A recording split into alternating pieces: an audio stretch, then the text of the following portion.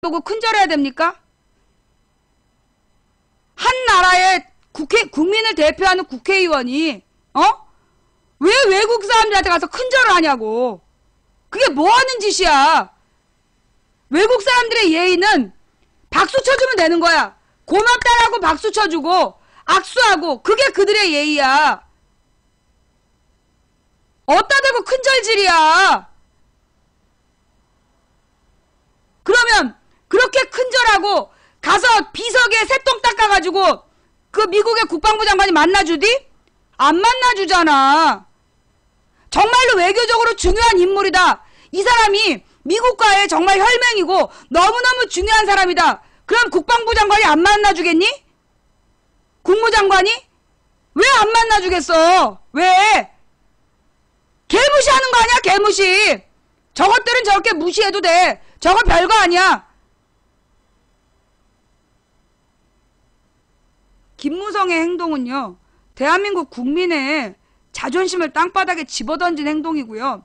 헬조선이란 말 쓰지 말라 그랬지. 그 일본 놈들 친일파들이 쓰는 말이라고. 현실은 일본이 한국보다 대단한 나라야? 그래. 근데 지금요, 어린아이들한테 가르치는 역사 교과서가, 우리나라 지금 국사 교과서가 우리 어렸을 때는 일본사를 그렇게 강조 안 했거든요. 그런데 지금은 우리 딸의 학교에 국사 선생님이 일본사를 전공한 사람이라는 거야. 그리고 국사는 안 가르치고 일본사만 떠들고 있대. 여러분 자녀들한테도 한번 물어보세요. 자녀들의 역사 수업 시간이 어떤지 한번 물어보세요. 정말 심각한 상황이야. 일본이 대단한 나라라고 그러면서 가르치고 있대요. 정말 심각한 상황이야. 망치 부인의 정치적 성향이 어떠냐라고 묻는 사람들이 있어. 응? 망치 부인의 정치적 성향이 어떠냐? 정치적 성향 뭐가 궁금한 건데? 진보인지 보수인지 그게 궁금해? 진보냐 보수냐 그게 궁금해? 자, 혁오 얘기 좀만 기다려봐봐. 혁오 얘기 해줄 거야. 지금 혁오 얘기할 때 강퇴당하면 안 되잖아. 기다려. 너네들이 이 중요한 순간에 미리 강퇴당해버리면 혁오 얘기를 못 들으니까. 너 그 엑소인가? 엑소 컴백 무대 엑소가 처음부터 나오는 거 봤어?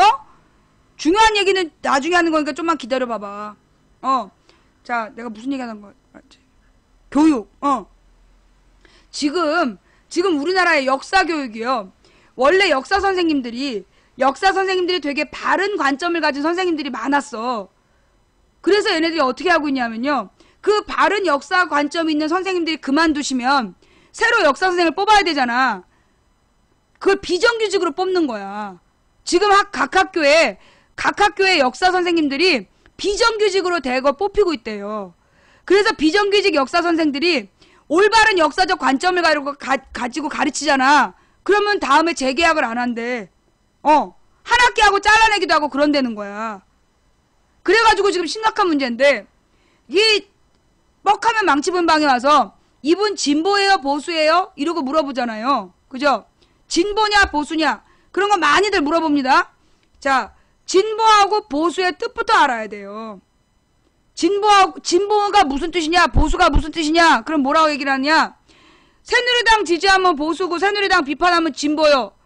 이런 걸 보고 개무식하다라고 얘기하는 거예요. 새누리당은 보수 정당이 아니야. 왜? 자, 지금부터 설명할 테니까 잘 들어요. 니네들이 가만히 이제 잘 들어야 망치 아줌마가 이제 이 허구 얘기도 해주고 재밌는 얘기 또 해줄게요. 보수라는 글자가 뭐냐? 지키고 보호한다는 얘기야. 지키고 보호한다. 국가와 민족의 전통과 역사를, 국가와 민족의 전통과 역사를 지키고 보호하는 세력. 그게 보수 세력이야. 진보 세력은 뭐냐? 현실의 문제점을 혁파해서 좀 더 발전된 방향으로 걸음을 떼야 된다. 나아갈 그래서 발전된 방향으로 나아가야 된다. 지금에 머물러 있지 말고 발전된 방향으로 나아가자. 이게 진보 세력이야.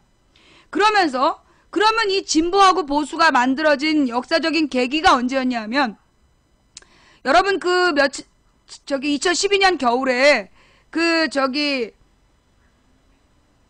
레미제라블 보셨죠? 레미제라블이라는 그 뮤지컬의 배경이 된 데가 바로 프랑스 혁명 이후예요. 프랑스 혁명 이후에 프랑스의 서민들이 혁명이 일어나면 뭔가 변할 줄 알았는데 변한 게 없어. 그러면서 막 시기하고 좌절하고 절망하던 그 시절을 배경으로 거기 보면 맨 마지막에 그 코제트의 남자친구가 소위 혁명 세력이잖아. 코제트의 남자친구가 계속해서 프랑스의 혁명 세력인 사람하고 원래 원작에는 그렇게 나온단 말이에요. 내가 그 영화는 제대로 못 봤지만 그게 이 레미제라블 이야기야. 그게 이제 프랑스 혁명 얘기인데 프랑스 혁명이 언제 있었냐면 1789년도에 프랑스 혁명이 일어나요. 그러니까 우리나라로 치면 정조 때 프랑스 혁명이 일어나. 그런 다음에 프랑스 혁명이 일어나서 완성될 때까지 그 프랑스의 혁명을 1840년까지를 봐요. 프랑스 혁명기를 1789년부터 1840, 50년대까지를 프랑스 혁명기로 본다고. 그러니까 굉장히 오랜 동안 혁명이 있었어. 그치. 그리고 나폴레옹이 1860년대까지 있었고 그러니까 나폴레옹이 1800년대 중반까지 있었던 거 아니야. 이제 그때까지를 프랑스 혁명기로 본다고. 근데 이제 그 당시에 프랑스 혁명기에 1789년에 처음으로 혁명을 일으킨 다음에 그 다음에 이제 의회라는 게 구성이 돼요. 그럼 프랑스 혁명은 왜 일어났냐? 프랑스에 이제 계급이 3계급이 있어. 3등급. 신분을 3등급으로 나눠 놓고 제1등급을 성직자, 2등급을 귀족, 3등급을 평민 이랬단 말이야. 근데 그 당시 프랑스에서 이 평민들이 소위 자본가들이었어. 그 당시 평민은 자본가를 얘기해. 그래갖고 이제 무역을 통해서 돈을 번. 여러분 왜 그 미녀와 야수 있잖아요. 미녀와 야수라는 영화의 배경이 된 게 뭐냐면 그 미녀의 아버지가 어디 장사를 갔다가 돌아오는 길에 그 저기 야수의 궁전에 들어갔다가 사고 당하는 얘기가 나오잖아. 그러니까 이 미녀의 아버지도 그런 자본가였던 거야. 그러니까 프랑스의 평민 출신의 자본가들이 막 형성이 되고 있었어. 그런데 이 장사를 통해서 배를 띄워가지고 무역을 해갖고 돈 번 사람들이 있었는데 그 사람들한테만 세금을 다 걷고 그리고 이 성직자하고 귀족은 세금을 안 냈어. 그러니까 이 자본가들이 자기네들이 모은 돈을 가지고 혁명을 일으키는 거야. 그게 이제 이 프랑스 시민혁명이라고. 프랑스 혁명을 일으킨 다음에 뭐랬냐면 우리 평민들한테 세금을 걷고 싶으면 반드시 의회에서 정해야 된다. 그래서 국민의회라는 걸 만들어요. 그래서 이제 국민들의 대표가 모여서 세금을 정하는 거야. 온 국민에게 똑같이 평등한 세금을 걷자. 그런 얘기를 하려고 만들어진 게 의회였어. 그 의회를 만들었는데 그때 이제 소위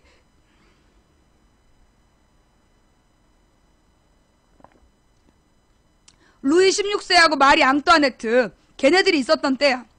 걔네들을 감옥에 가둬놓고 걔네들을 감옥에 가둬놓고서는 이제 어떻게 할 거냐, 얘네를 죽일 거냐 살 거냐 이런 얘기를 막 하고 있을 때 그때 이 오른쪽에 모여있는 애들은 프랑스의 왕정을 복구해야 된다. 루이 16세와 마리 앙뚜아네트가 문제가 많으면 걔네를 폐위시키고 그 다른 왕실 애들을 세워서 프랑스의 왕정을 이어가야 된다. 우리 프랑스의 전통, 왕정 전통을 이어가자라고 얘기한 애들이 오른쪽에 모여 앉아 있었고 아니다. 왕정은 더 이상 필요 없다. 우리가 왜 평민들이 그 왕정에 그 호화사치한 것을 돈을 대줘야 되냐. 왕정을 없애자. 그리고 공화정으로 가야 된다. 국민 전체가 의회에서 결정한 바를 따르는 공화정으로 가자라고 얘기한 사람들이 왼쪽에 앉아있고 왕정을 지키고 프랑스의 역사를 지켜야 된다라고 얘기했던 애들이 오른쪽에 모여 앉아있었던 거야. 그래서 과거의 전통을 지키려고 그러는 사람들을 우파 보수주의자들이라고 얘기를 하고 새로운 방향으로 나아가야 된다고 얘기한 애들을 왼쪽에 앉은 좌파 진보 세력이라고 얘기했던 거예요. 그게 보수와 진보의 역사적인 기원이야.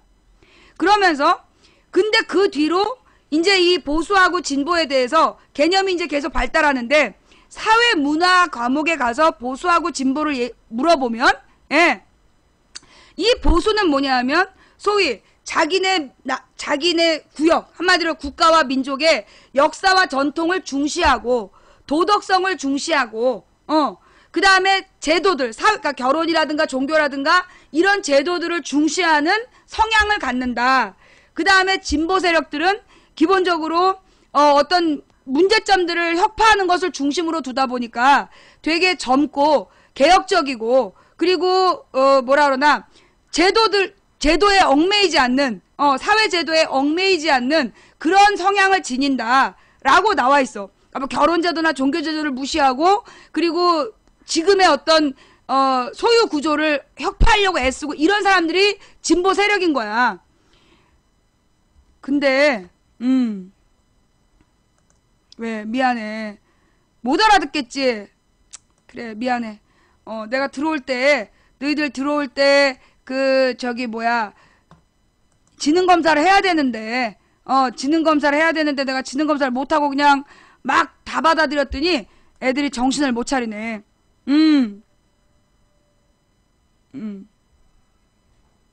자, 하여튼 좌우지간. 그래서 이 그러니까 보수 세력을 우파, 진보 세력을 좌파라고 불렀던 건 프랑스 혁명 이후의 의회의 모습이었고, 이걸 나중에 사회문화 교과서에서 가르칠 때 보수적 성향, 진보적 성향을 이야기할 때는 이 보수적 성향은 기본적으로 자기 민족의 역사와 전통을 소중히 여기는 거야.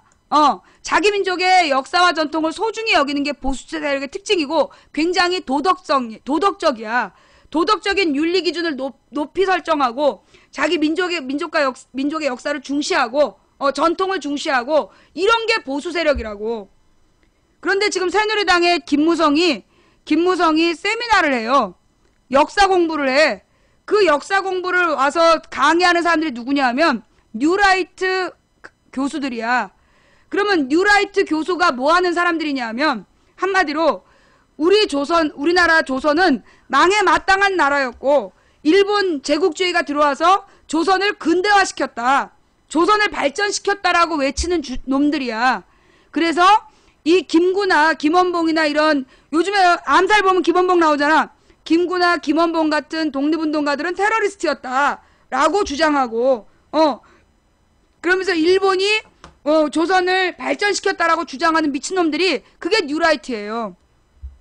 그 뉴라이트 역사관을 가진 놈들이랑 세미나 한다고 김무성이.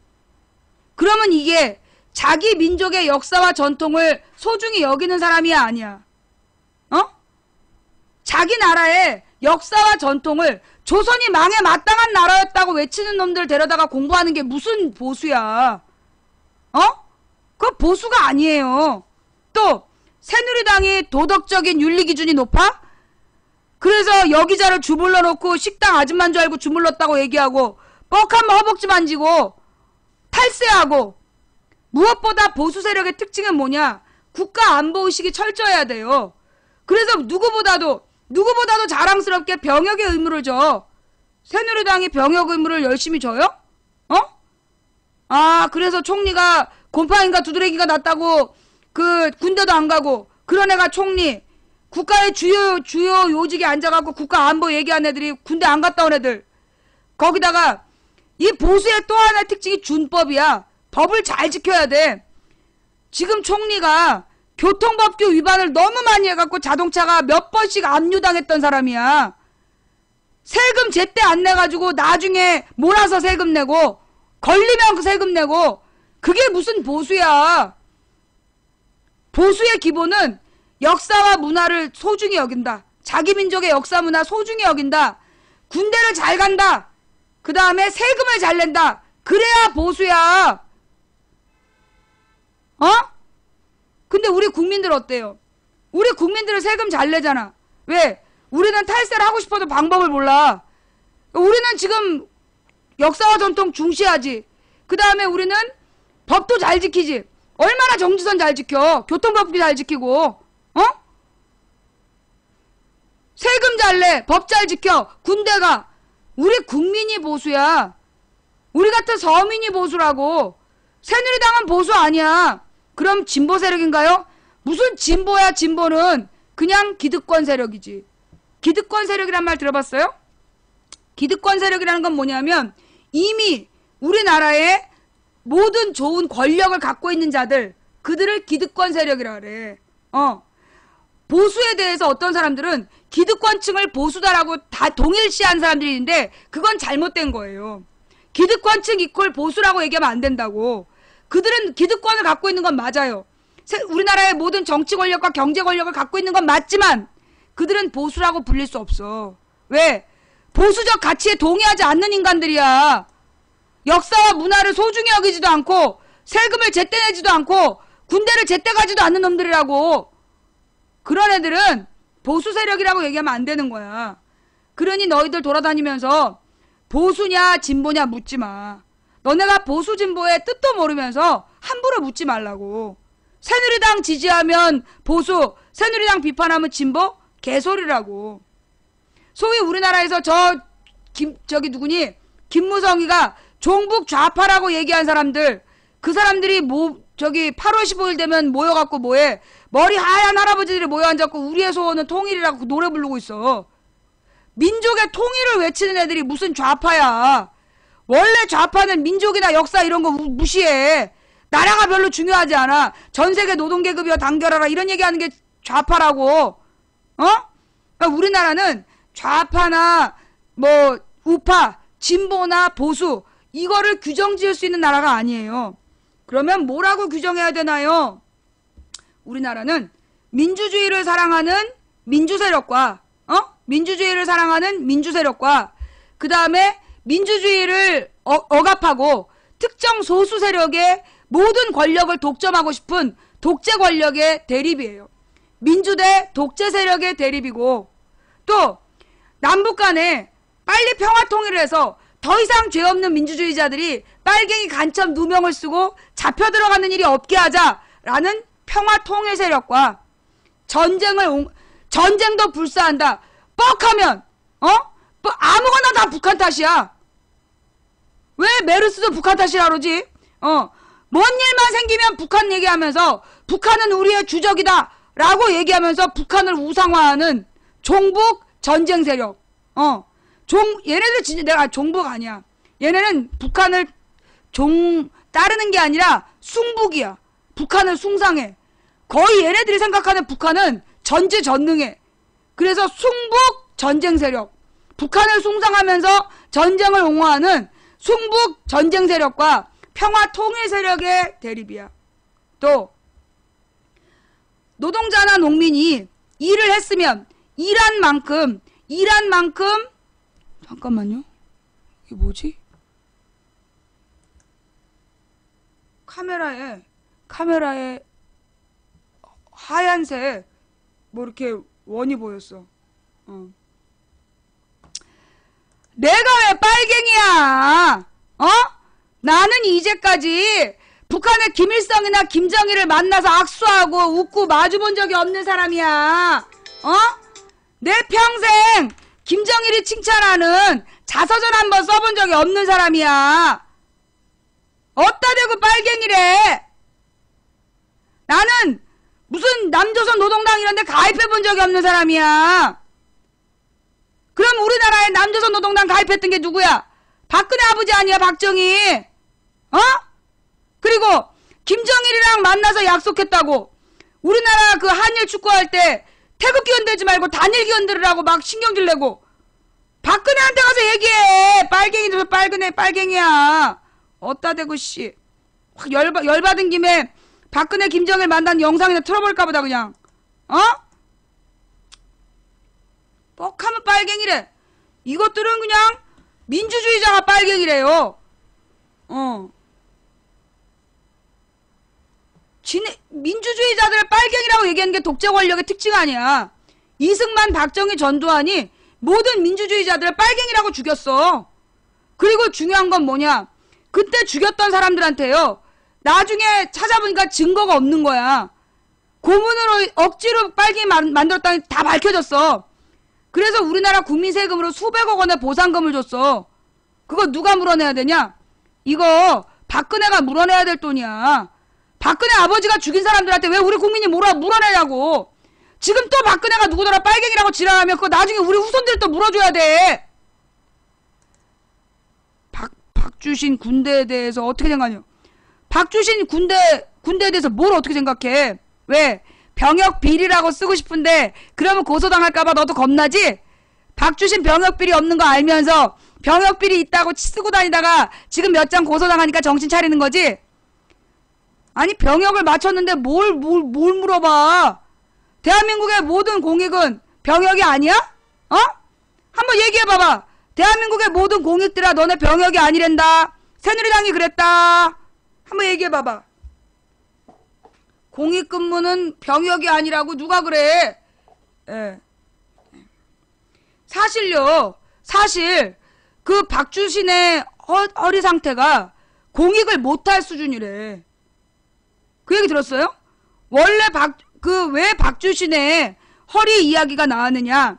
아, 또 이것들이 말 딴 데로 돌렸네. 내 이 얘기하기 전에 빨갱이 얘기했지? 박근혜 빨갱이 얘기. 자, 그 다음에 좋아, 잠깐만. 여기 박주신 얘기 나왔으니까 한번 얘기하고 넘어갈게. 왜 박주신이 병역비리, 박주신이 군대 안 갔다는 기사는 왜 없죠? 라고 얘기하는 놈, 미친놈이죠? 왜? 박주신이 병역을 갔다 왔어. 박주신이 병역 미필이라고 얘기하면 허위사실이라고. 병역을 필했기 때문에. 그러면 박주신은 근데 왜 병역비리 얘기가 나와요? 그 얘기가 뭐냐면 박주신이 현역을 못 가고 공익을 갔어. 근데 공익을 갈 때 얘가 그 MRI를 냈는데 그 MRI의 디스크 상태가 심해서 공익 판정을 받은 거야. 그런데 왜 그러면 병역비리 얘기가 나왔나요? 박주신의 MRI를 보고 새누리당 국회의원, 의사 출신 국회의원이 뭐라 그랬냐면, 그때는 국회의원이 아니었을 거야. 의사였을 거야. 정말로 이게 박주신의 MRI면 움직이지도 못할 만큼 심각한 상태다. 그런데 어떻게 움직이느냐? 그래서 MRI가 가짜다 설이 나온 거야. 한마디로 정말로 있는 집 자식의 허리가 그런 상태였으면 병역 뺀다는 거지. 움직일 수도 없는 상태라고 진단이 나올 만큼 심각한 디스크 상태에서 서민의 자식이기 때문에 공익이라도 간 거야. 그걸 병역비리라고 주장했던 게 누구야? 국회의원 강용석. 나중에 국회의원 강용석이 그거 허위사실인 거 밝혀져갖고 국회의원 그만둔 거야. 어디다 대고 박주신 병역비리 얘기를 해. 여기 박주신 누구야? 박원순 시장의 아들. 그럼 왜 그렇게 자꾸 박주신 얘기를 할까요? 왜 그렇게 박주신 얘기를 할까요? 박원순 인기도가 그만큼 올라가고 있다는 거지. 그러니까 지금 허위사실을 열심히 유포하고 있는 거지. 자, 그 다음 하던 얘기를 마저 하면, 강용석 사퇴 동영상도 있어. 가서 봐봐. 자기가 허위사실 유포하고 그 책임지고 물러나는 동영상도 있으니까 가서 보고 정신 차려. 안 그럼 너네도 고소당해. 박주신은 자 가령 박원순한테 명예훼손을 했다. 처벌 안 받을 수 있어요. 왜? 박원순은 공인이기 때문에 박원순에 대해서 제대로 시정 못한다고 비난하는 건 처벌할 수 없어. 그런데 박주신한테 허위사실로 그의 명예를 훼손하면 처벌받아요. 왜냐하면 박주신은 민간인이기 때문에. 공무원이 아니기 때문에 처벌받을 수 있어. 너네 그 박주신 병역비리 있다고 떠들고 다니들 정신 똑바로 차려. 어느 날 박주신이 변호사 하나 채용해가지고 너희들 쓰고 다닌 거 전부 다 불러 모으면 너네 고소당하는 거야. 나처럼. 내가 1000명 고소한 거 알지? 1000명 고소해가지고 지금 그 1000명 중에 상당히 많은 수가 벌금형을 받고 그 다음에 기소유예를 받은 애들이 있어. 기소유예는 뭐냐면 기소를 미뤄주는 거야. 얘가 혐의는 있는데 얘가 죄는 지었지만 일단 어떤 벌금형을 미뤄주겠다. 근데 만약에 한마디만 더 하면 너는 형벌에 처하겠다. 그게 그러니까 재판에 회부하겠다는 거야. 재판에 회부하겠다는 게 기소유예. 기소 대기 중이다. 너 또 한 번만 망치 부인한테 욕설했으면 바로 검찰에서 재판에 회부한다. 그럼 재판에 회부되면 너는 형사처벌 받는다. 이런 얘기야. 그게 기소유예야. 그래서 우리는 기소유예 이상, 기소유예나 벌금형에게 민사 재판도 걸어요. 민사상 손해배상을 청구해. 그러면 이제 우리나라 벌금형이 굉장히 오래전에 나온 거라 벌금 100만 원 별거 아닌 것 같잖아. 여러분 국회의원이 벌금 100만 원 받으면 국회의원 배지 떼요. 벌금계에서 100만 원이면 벌금의 100만 원이라는 금액은 꽤 큰 금액이야. 벌금 30만 원만 돼도 되게 큰 금액이에요. 왜냐하면 국회의원이 벌금 100만 원만 받으면 배지를 떼. 선거법으로 100만 원 이상 받으면 그런 거야. 그래서 나한테 지금 100만 원 이상 100만 원이나 벌금 내는 애들 있잖아. 벌금 나 때문에 걸린 애들 다 민사소송 걸어. 그러면 너네 민사소송까지 다 너희가 변호사를 구해야 되는 거야. 근데 민사소송에서 국선 변호인 구하는 거 쉽지 않아.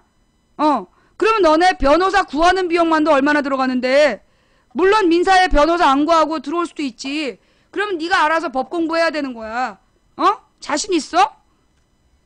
자, 나는 지금 소송만 1000건이야. 내가 고소한 게 1000건이고, 내가 방어한 게 7, 8건이야. 너네 여기 채팅창에다 글 쓸 때 조심해. 내가 고소하고 싶지 않아도 이미 채팅창에 나간 걸 수백 명, 지금 3000명이 보고 있어. 3000명이 보고, 그 중에 이거 누가 캡처해가지고 우리 방송국에 올리면, 우리 변호사 변호사 사무실에서 다 다운받아갖고 너네 고소장 들어가. 정신 똑바로 차려. 아이, 설마 고소하겠냐? 고소했어. 가서 물어봐. DC랑 일베랑 내가 다 고소했다니까. 왜 고소하느냐? 나는 솔직히 얘기해갖고 합의금이 목적이 아니야. 일단 고소를 해놓으면 얘네들 경찰에 불려다닌 기록이 나와. 경찰에 불려다닌 기록 나오고 벌금형에 처해지잖아. 너네들 취직할 때 문제된다? 취직할 때는 벌금형에 처해진 것까지 전부 다 나와. 신상 조회하면. 내가 그 고소하는 이유는 뭐냐? 너네 악플 못 달게 하려고 그러는 거야.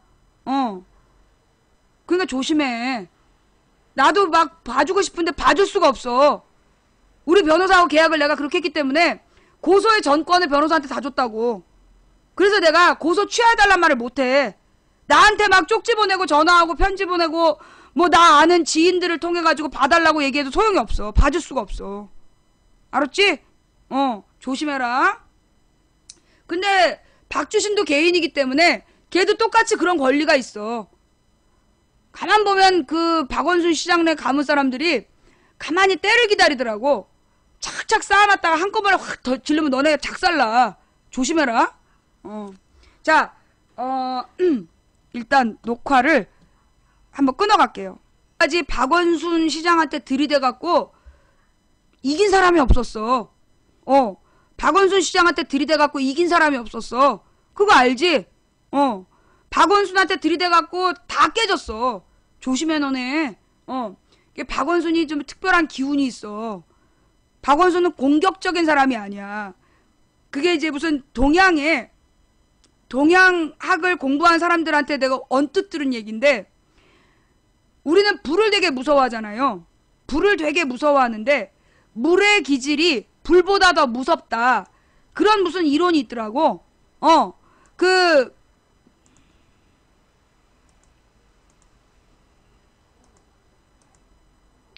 예, 그런 얘기 들어봤어요? 예, 그 불의 기운하고 물의 기운이 있는데, 우리는 보통 불이 더 무서운 줄 알잖아. 그런데 불보다 무서운 게 물이라는, 그게 동양에서는 그런 게 있어. 그래서 왜 그 5가지 성분이 있잖아. 그 불, 물, 나무, 흙, 그 다음에 불, 물, 나무, 흙, 또 뭔데? 불, 물, 나무, 흙, 또 하나 가지. 월화수목금, 쇠. 불, 물, 나무, 흙, 쇠. 예.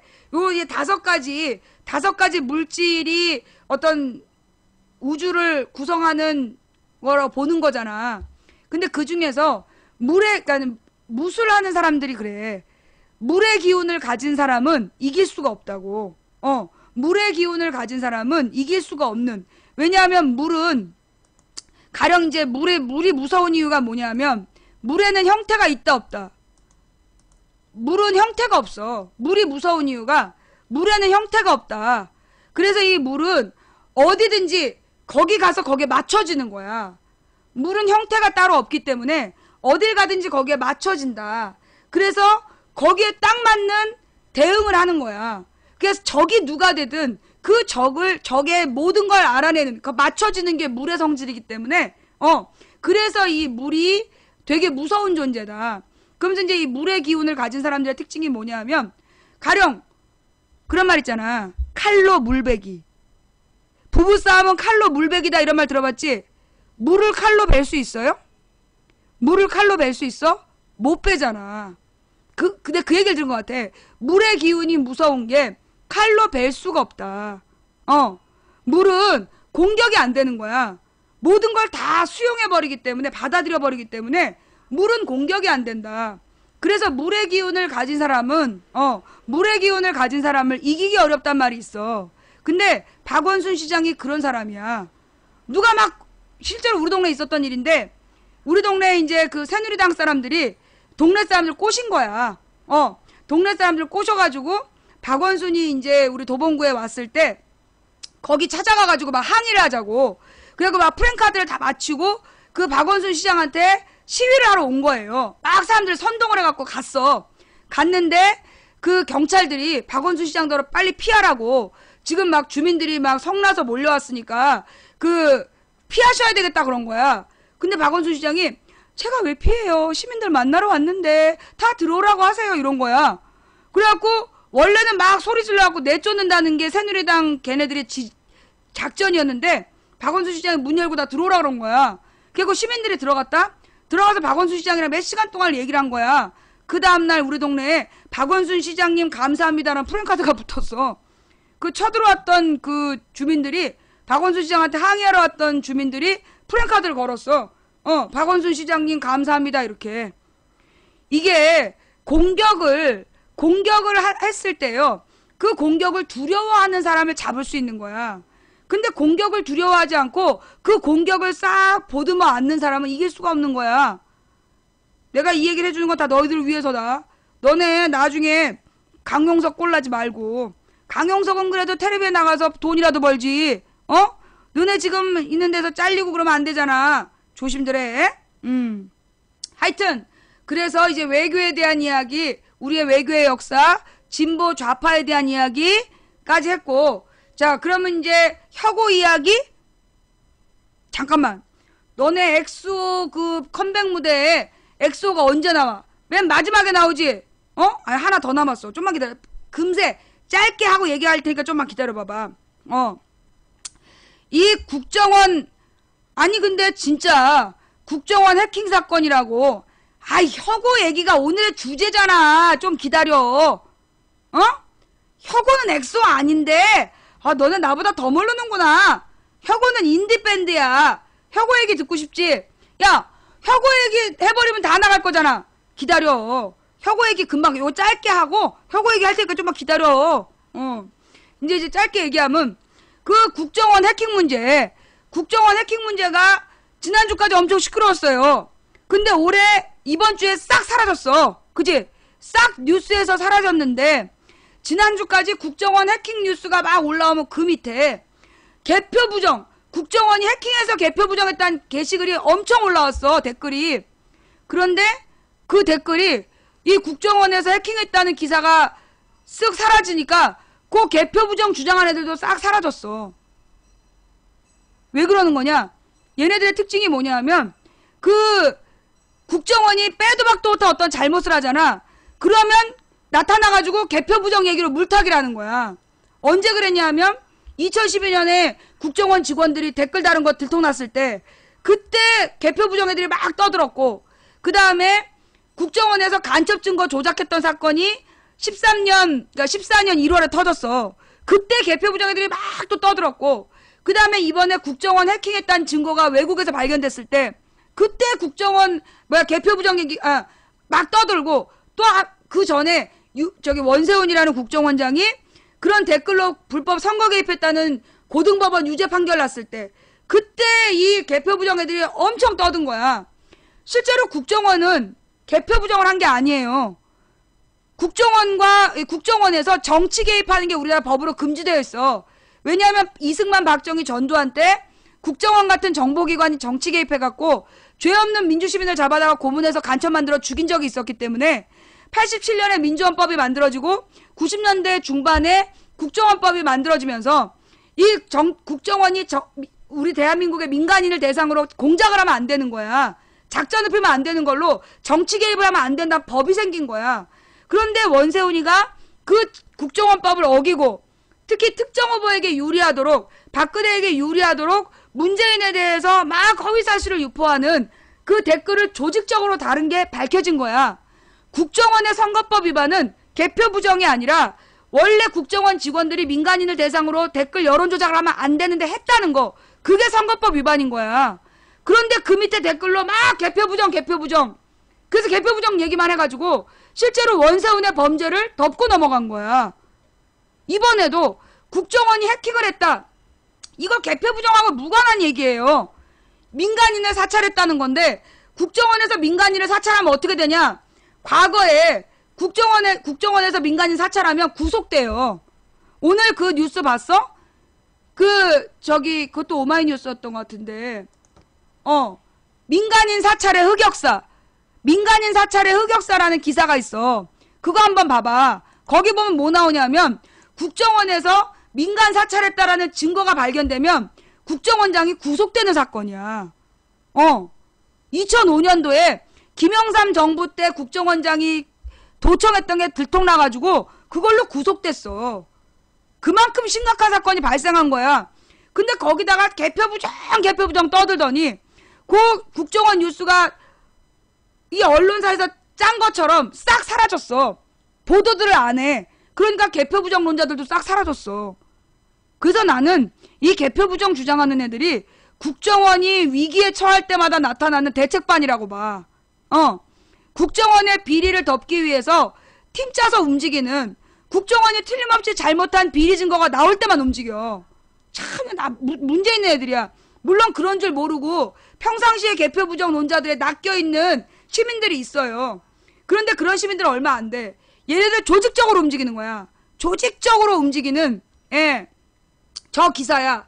음지에서 일하고 땡땡땡 한눈에 보는 도감청 흑역사. 저 기사 보면 얼마나 심각하게 문제가 됐는지 나와요. 한번 보세요. 좌우지간. 이 국정원 해킹 사건을 국정원에서 뭐라고 얘기했냐. 자기네들은 민간인을 사찰한 적이 없다. 그랬죠. 국정원의 발표가 뭐냐. 민간인을 사찰했다는 증거는 없다. 누가 조사했어요? 누가 조사했어요? 국정원이 조사했어요. 셀프 조사. 지가 지를 조사해서 민간 사찰하지 않았대. 이건 살인범이 자기의 살인사건 조사하는 거야. 그러면 살인범이 지가 살인했다고 밝혀? 안 밝히잖아. 국정원이 지가 지들끼리 조사한 다음에 지네는 죄가 없다라고 밝힌 거야. 그러면 문제는 뭐냐면 지지난주에 자살한 임 과장이야. 임 과장이 자살을 했어. 근데 그 자살한 이유가 자살하면서 유서를 남겼어. 근데 이 자살한 임 과장이 자기는 민간 사찰하지 않았다라고 유서를 써놓고, 그런데 잘못했다라는 유서를 써놓고 자살을 했어요. 그런데 이 자살한 임 과장이 대전에서 근무하던 사람이래. 이미 4월 달에 대전으로 근무처가 옮겨져서 대전에서 근무하다가 출장 명령을 받고 서울로 출장 명령 받고 서울로 불려진 사람이야. 그런데다가 이 사람은 급수가 그 국정원 자료를 삭제할 수 있는 권한이 없는 과장이었던 거야. 국정원 자료를 삭제하려면 적어도 국장 이상이 사인을 해야 된대. 근데 이 사람은 과장이야. 근데 그러면서 이 과장이면서 이 사람이 하는 일은 뭐냐면 단순 기술직이야. 단순 기술직 과장인데 이 사람이 삭제 권한도 없는데 거기다 부산에서 일하던 사람이 갑자기 서울로 출장 명령을 받고 와서 삭제 권한도 없는 사람이 새벽에 삭제해놓고 다음날 자살했다. 라는 얘기야. 그래서 이 국정원 해킹 사건의 문제가 매우 심각한, 뭔가 지금 앞뒤가 안 맞는 거야. 무엇보다 민간 사찰 안 했는데 왜 자살했냐고. 민간 사찰 안 했는데 왜 자살했냐고. 자살한 이유가 안 맞잖아. 민간 사찰 안 했는데 자기 그 국정원 자료를 다 복구해 보니까 민간 사찰 증거가 없대. 그러면 국정원 임 과장이라는 사람이 민간 사찰을 하지 않은 증거를 삭제하고 자살했다는 얘기야. 뭐야? 왜 이렇게 앞뒤가 안 맞아? 좌우지간 국정원 해킹 뉴스. 그러면서 이 국정원 이 사실은 이제 이 본론을 그러니까 얘네들이 국정원에서 그 프로그램을 보려면 누가 들어가야 되냐? 프로그램을 읽을 수 있는 사람이 들어가야 돼. 그런데 지금 국정원에서 뭐라고 그랬느냐? 새누리당 국회의원들만 들어오라고. 안철수 읽을 수 있지 않냐고 그러면서 정해진 시간 안에 짧은 시간 안에 와가지고 그 프로그램 로그 파일을 보고 가라는 거야. 한마디로 안 보여주겠다는 얘기죠. 그래서 지금 전문가가 가서 보면 로그 파일을 읽을 수 있는 프로그램 로그 파일을 읽을 수 있는 사람이 들어가야 볼 수 있는 자료잖아. 근데 그런 거 볼 줄 모르는 국회의원들만 들어와서 보라고. 언제도 이랬는데? 언제였지? 이런 적이 있었어. 이명박 때. 이명박 2008년에 한미 FTA를 졸속 추진했잖아. 그때 그랬다. 한미 FTA를 졸속으로 통과를 시켰어. 그런데 그 한미 FTA 그 협상 문이 몇백 장이었어. 몇백 장인가 몇천 장인가 되는 거였어. NLL 말고. 근데 굉장히 긴 문서인데 다 영어로 된 문서였단 말이야. 그런데 이 문서를 원래 FTA를 하려면 이게 국제조약이기 때문에 전문을 한국어로 번역을 해서 국회의원들한테 다 배포하고 국회의원들의 동의를 거쳐서 조약을 맺어야 되는 거야. 그런데 이명박이 어떻게 했냐면 영어 원문밖에 없다 그러면서 영어 원문을 이명박 때였나 노무현 때였나? 노무현 때였나? 노무현 때였나 보다. 노무현 때였나 이명박 때였나? 내가 하여튼 이명박 때 노무현 때 다 한미 FTA를 갖고 싸웠기 때문에 하여튼 내가 싸우고 있을 때였어.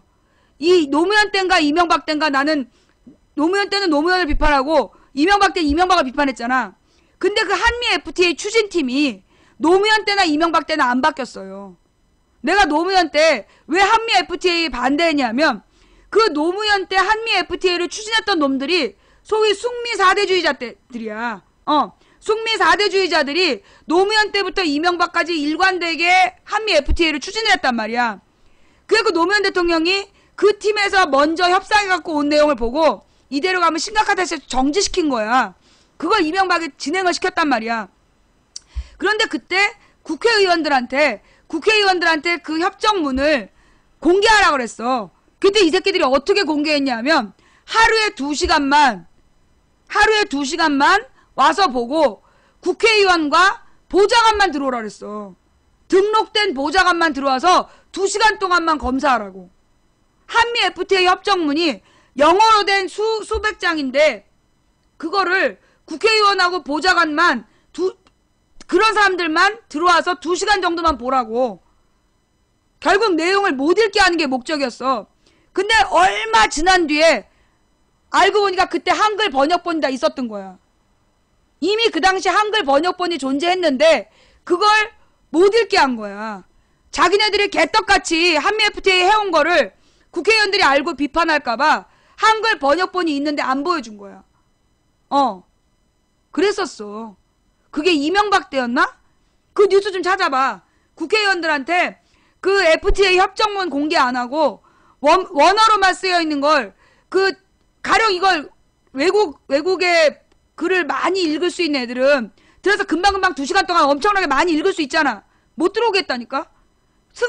신고된, 등록된 그 보좌관하고 국회의원만 들어오라 그랬어. 그랬던 게 이명박 때였는데 좌우지간 이번에도 국정원에서 해킹 사건에 대해서 지들끼리 셀프 조사한 다음에 자기네들은 죄가 없대. 그러면 여전히 질문이 남아요. 답변이 남아. 그러면서 답변이 남는 게 아니라 지네들끼리 셀프 조사를 해서 자기네들이 로그 파일을 분석해 봤는데 민간인 사찰의 증거가 없었대. 그러면 임 과장은 왜 지웠어? 임 과장은 왜 지우고 왜 자살한 거야? 그 의문이 아직도 남는다는 거죠. 도대체 왜 임 과장은 민간인 사찰하지 않은 기록을 스스로 삭제하고 왜 스스로 자살했냐고. 그걸 국정원에서 뭐라고 변명할 거냐고. 자, 여기까지 오늘 해야 될 예, 오늘 해야 될 중요한 얘기는 다 했는데 내가 준비한 얘기는 여기까지예요. 그 이제 혁오 얘기하기 전에 혁오 이야기 하기 전에 뭐 듣고 싶은 얘기 있어요? 내가 다뤄야 되는데 안 다룬 거 있어요? 예. 내가 다뤄야 되는데 안 다룬 거 있어요? 박근영? 박근영이 또 헛소리 한 거? 예. 박근영 망언. 그 박근영 망언 뉴스 갖고 와봐. 제일 잘 돼 있는 걸로. 대통령의 여동생이 뭐라고 그랬는지,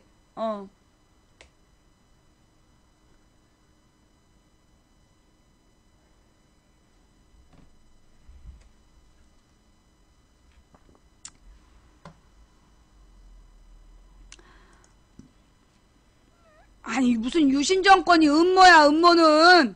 그냥 미친 독재자들이었지. 박정희가 미쳐갖고 독재한 게 유신 정권이야. 예. 자, 그 뉴스가 뭐야? 박근영, 일본의 과거사 사과를 자꾸 얘기하는 것은 부당하다.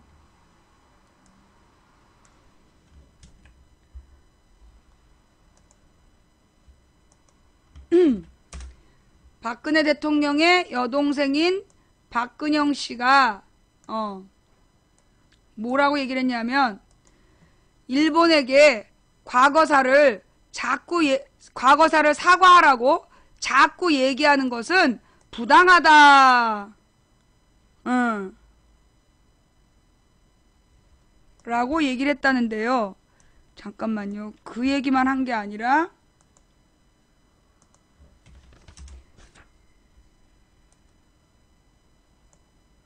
신사참배 안 하는 게 폐륜.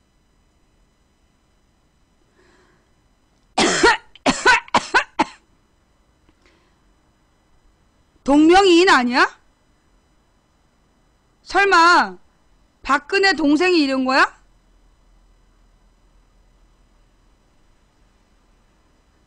박근혜 대통령의 동생인 근영 씨가 일본 언론과의 특별 대담에서 일본군 위안부 등 과거사에 대해 계속 사과를 요구하는 것은 부당하다는 언급을 한 것으로 30일 알려졌다. 근영 씨는 일본의 포털사이트 니코니코와의 특별 대담에서 과거사와 관련된 일본의 사과에 대해서 자꾸 얘기하는 것은 우회적으로 부당하다는 생각으로 얘기를 했다면서 천황까지 앞에서 4번이나 공식적으로 사과를 했는데 라는 취지의 뜻을 밝힌 것으로 전해졌다. 천황이라는 말은요, 그 일본 제국주의자들이 쓰는 표현이에요. 정확한 공식 명칭은 일본 국왕이야. 좀 하대하는 게 외왕? 일본 국왕 혹은 일왕이라고 불러야 되는데 이걸 천황이라고 부르는 건 누구냐? 친일파들이 그렇게 부르는 거예요. 친일파들이 천황이라고 교육하고 지금도 언론에서 천황이란 표현을 써. 굉장히 부끄러운 거야. 이 천황이라는 표현은 일본 식민지 백성이 제국주의 자기네들보다 높은 천자의 나라의 왕을 뜻하는 뜻으로 천황이라고 부르는 거야. 자기를 식민지로 인정하는 백성이 일본 국왕을 부를 때 쓰는 표현. 그러니까 여전히 이놈들은 식민지이길 바라는 거야. 이 박근영은 아직도 우리나라가 식민지이길 바라는 표현이야. 천황이란 표현이. 자, 그는 일본 정치인의 신사 참배에 대해서는 신사 참배 문제는 내정 간섭이라고 이야기했다며 나쁜 사람이니까 묘소에 안 찾아갈 거야. 그게 폐륜이라는 것이라고 한 것으로 알려졌다. 그러니까 이 신사가 뭐냐면 일본의 전쟁귀, 전쟁하다 죽은 자들의 위패를 모신 곳이 신사잖아요. 그 신사에 일본의 그 제국주의자들이 가가지고 참배를 한단 말이야. 군국주의 부활을 기원하면서 그거 안 하면 폐륜이라고 얘기했다는 거예요. 일본의 전범들한테 예를 지키라고 얘기했다는 거야. 이 사람은 좀 심각한데? 이에 대해 박근영 남편 신동욱은 연합뉴스와의 통화에서 한일 관계는 시대적 상황에 맞춰서 가야 한다는 게 발언의 요지였다. 시대 상황에 뒤떨어진 걸 요구하고 있다는 것이라고 설명했다. 일본에게 사과를 요구하는 게 시대에 뒤떨어진 거다. 요 뉴스를 널리 전해야 되겠네. 우리 박근혜 팬 할아버지들한테 요 뉴스 널리 전해야 되겠어요? 예, 신총재는 일본의 과거사에 대한 사과와 배상 요구에 대해 그런 부분은 과거에 충분히 얘기가 다 됐던 부분이고, 기본적으로 일본 천황이 공식적으로 사과를 했다. 일본은 천황이 상징적인 나라가 아니냐면서 그 이후에 네 분의 수상이 또 사과를 했다. 일본의 새로운 내각이 들어설 때마다 매번 사과해야 되느냐? 그건 맞지 않다고 생각한다고 말했다. 자, 사과한 적이 있을까요? 없을까요? 일본의 총리가 사과를 한 적이 있어요? 없어요? 없어요. 일본에서 사과한 적 없어요. 일본에서 유감이다 표현 나온 게 다야. 과거사가 유감이다 그게 다야. 한 번도 공식적으로 사과한 적 없어요. 일본의 외왕이 라디오 연설한 건 전 세계인한테 패전을 인정하면서 사과한 거였지, 조선을 식민지로 지배했던 과정에 자기네들의 잘못을 인정한 적이 없어. 그죠? 자, 혁오 이야기 지금 얘기하면 안타깝지만 너는 진짜 혁오 얘기할 때 못 들어? 자, 신사참배에 대해서 그들의 조상을 모시고 참배하는 거 당연한 거 아닌가? 그럼 내 부모의 조상이 과거에 어떤 잘못이 있다고 해서 후손들이 참배하지 않고 안 모실 거냐? 그건 폐륜이다. 그걸 갖고 끊임없이 문제 제기하는 것은 내정 간섭이라고 생각하는 뜻이라고 전했다. 신총재는 한국에서 논란이 있을 걸 예상했고 99명이 찬성하는데 1명이 반대하는 것은 대단한 용기가 필요한 것이라며, 대한민국의 정치권이든 국민이든 다 침묵하고 있는데 뜻을 같이 하면서도 침묵하는 다수가 훨씬 더 많다고 믿기 때문에 용기를 낸 것으로 봐달라고 덧붙였다. 니코니코와의 인터뷰는 다음 달 4일에 방영될 예정이다. 예.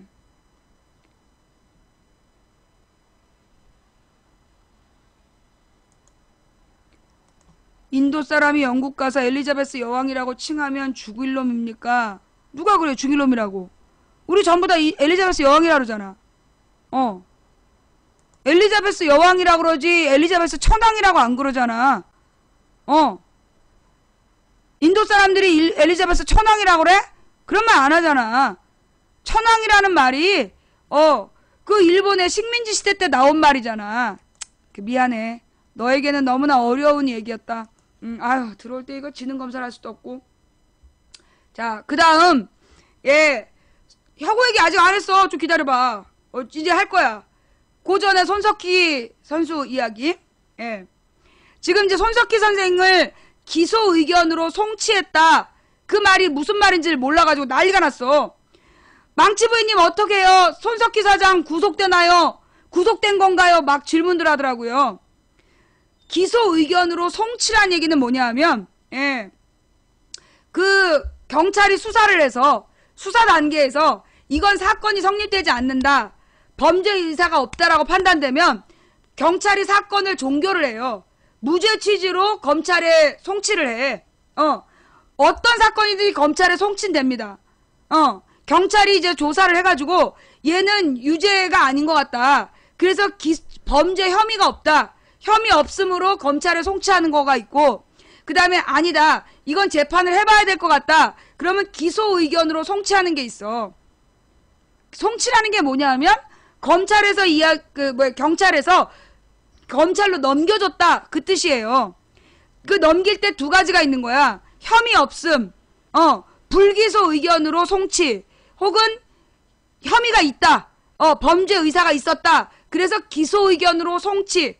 그래서 지금 손석희 사장을 기소 의견으로 송치했다. 그 얘기는 뭐냐면 경찰이 그러니까 방심이죠. 방통위가 방심해서 지들이 볼 때 이거는 그 법을 위반한 소지가 있다라고 검찰에 기소했으면 좋겠다라고 조사 결과를 넘겼다는 얘기예요.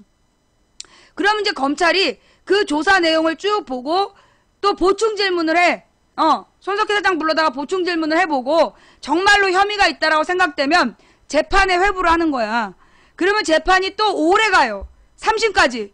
1심, 2심, 3심까지 오래 가는 거야. 그러니까 손석희 사장을 검찰에서 구속을 시킬 수 있거나 그런 건 아니에요. 구속을 시키려면 구속영장이 발부가 돼야 돼. 이 구속영장이라는 건 이 사람이 증거를 인멸할 우려가 있거나 도주 위험이 있을 때 구속영장이 발부되는 거야. 만약에 손석희 사장을 구속영장을 발부했다면 온 국민이 들고 일어나야 되는 문제예요. 만약에 손석희 사장이 증거를 인멸? 야 씨발 그 2012년 12월 19일에 온 국민이 지켜본 걸 어떻게 인멸을 해? 도주 우려? 아니 언론사 사장이 뭐가 아쉬워서 도주를 해? 그런데 이걸 갖다가 만약에 구속을 시켰다. 그럼 온 국민이 들고 일어나야 되는 사건이에요. 그러면 왜 손석희 기소 의견으로 검찰 송치라는 말을 저렇게 열심히 보도하고 있을까요? 우리 할아버지 할머니들이 그런 얘기 잘 모르잖아. 검찰의 송치. 그럼 마치 유죄가 된 걸로 뭔가 손석희가 큰 잘못을 해서 잡혀가나 보다. 우리 이제 종편만 보는 할아버지 할머니들이 잘 모르시잖아요. 그러니까 잘 모르는 할머니 할아버지들을 대상으로 또 뻥을 까는 거예요. 예, 또 뻥을 까서 마치 손석희 사장이 잘못이 있는 것처럼 범죄자 취급을 하기 위해서 저렇게 보도하는 거예요. 예, 그걸 꼭 어른들한테 설명해 주세요. 일부러 지금 종편에서 검찰 송치가 뭔지 모르는 할아버지 할머니들, 무식한 할아버지 할머니들을 속이려고 저렇게 보도하는 겁니다 라고 해드리면 할머니 할아버지들이 이해를 하실 거예요. 왜? 알아듣는 할머니 할아버지들은 이제 무식하지 않기 때문에 알아듣고, 무식하면 못 알아듣고, 그 말에 넘어가면 무식한 거고, 그 말을 알아들으면 안 무식한 거고. 예, 어른들한테 꼭 전달해 주세요. 요 두 가지를 우리 어른들한테 전달해야 되겠네요. 기소의견 송치의 개념하고 박근혜 가문의 이 일본 사관.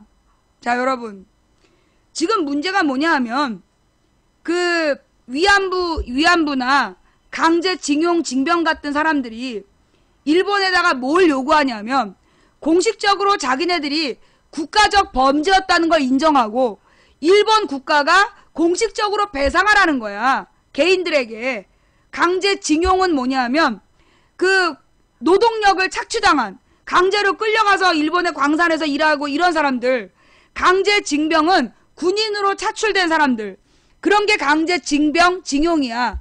그 다음에 정신대는 일본의 군수회사에 가서 노동 착취를 당하면서 하루에 열몇 시간씩, 18시간씩, 20시간씩 미신 돌렸던 거. 그런 게 정신대야. 위안부는 뭐냐 하면 소위 일본군의 성노예, 일본군에게 성적인 서비스를 하도록 강요당했던, 강제로 납치당하고 폭행당하면서 성적 서비스를 강요당했던 사람들이 위안부야. 이 사람들에 대해서 일본 정부가 정부 차원에서 자신들의 자신들이 전쟁 범죄를 일으켰다고 공식적으로 인정하고 그들에게 일본 국가 차원에서 배상하라는 거예요. 그런데 지금 그 배상 요구를 일본이 안 해요. 왜 안 하느냐? 이유가 뭐냐?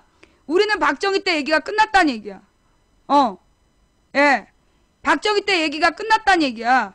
왜 박정희 때 얘기가 끝냈다라고 얘기를 하냐 하면 박정희 때 그 굴욕적인 한일 외교라는 걸 합니다. 일본하고 수교를 맺어달라고 구걸을 하면서 그때 일본한테 돈을 빌리기로 해요. 그래서 지대 동네를 개발하는 거예요. 경북 구미 일대를 개발을 하면서 돈을 빌리는데 그 돈을 빌리는 대신 그러니까 한국 사람들이 개인적으로 강제징용이나 징병, 정신대, 위안부로 끌려가서 강제 노동을 강요당했던 사람들이 개인적으로 일본 정부에 배상 청구 안 하겠다는 각서를 써줬어, 박정희가. 그 각서를 써줬기 때문에 일본 놈들이 지금까지 제대로 사과도 안 하고 배상도 안 하는 거야. 그러면서 위안부 할머니들한테 뭐라고 얘기를 했냐면, 위안부 할머니들한테 뭐라고 얘기를 했냐면,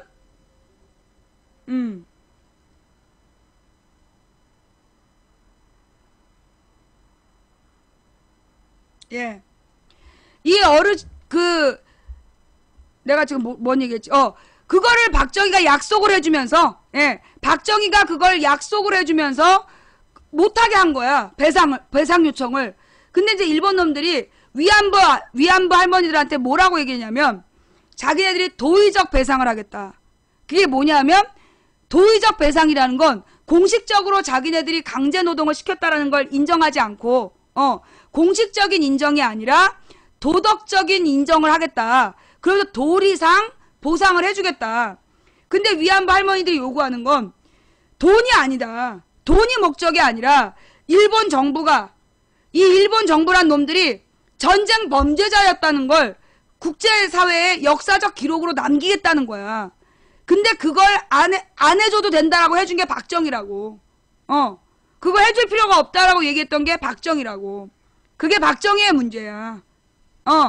그게 박정희의 문제.